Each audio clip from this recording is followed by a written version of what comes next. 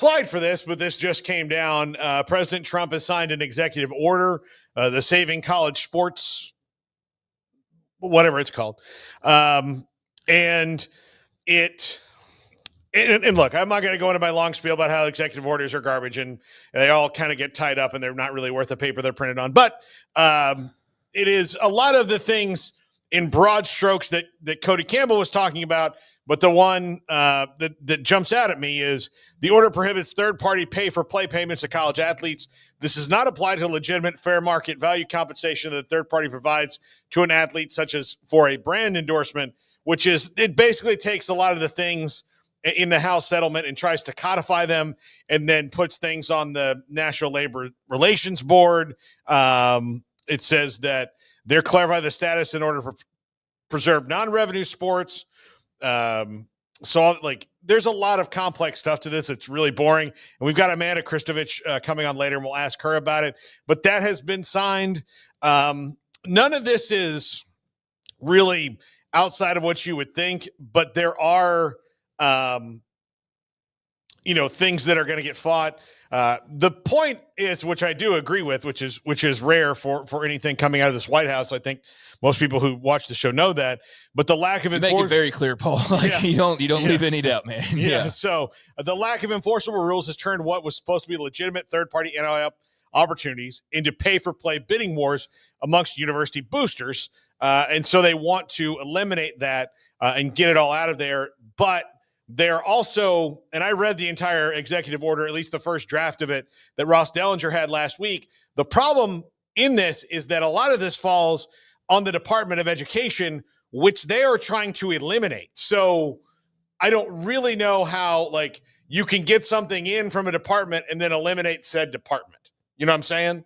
This is going to have to be done by Congress, because the way our Constitution works is that all these things have to be done by Congress and codified by Congress, because otherwise this is just a paper and they can just put it on the desk and the White House can call and say, hey, are you working on that executive order? Yeah. No, we got a commission and a committee and the commission for the committee and so on and so on.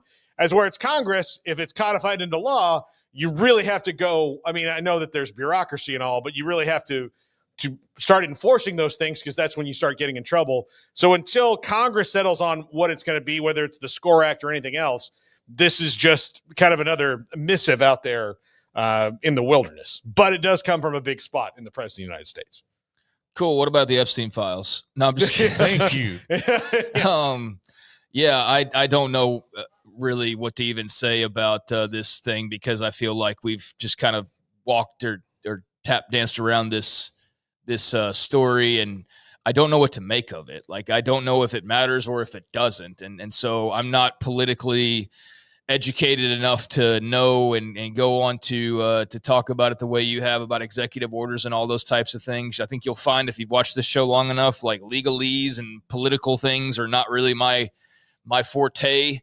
So I'll leave it up to you to kind of diagnose and interpret and translate what all this means. Sounds like it's nothing that just changes the world overnight, but I guess it's potentially a positive step forward for those who are hoping that President Trump will intervene and solve some of their problems. But yet I know you're saying that this could just be a for show type of thing that doesn't ultimately change. So I don't know, as somebody who doesn't really understand the inner workings, I don't know. I guess we'll see where this takes us. Yeah. I mean, and this is not just true for anything. This is true of the executive orders. They're usually just temporary things, because they're not designed, we're not the machine that we have, the governmental machine set forth by the founding fathers, is not set up to run on executive orders. It's set up to run on, checks and balances and all these other things. And right now we're in kind of a weird spot with that. But, the title of the executive order is President Donald J. Trump Saves College Sports. And while there are things in there that Cody Campbell has talked about and other people have, reading what they have and the mechanisms for it don't really make a lot of sense to me outside of getting something passed. And that's where it runs into, because, and the reason Congress has to do this is because one day we're going to have another president.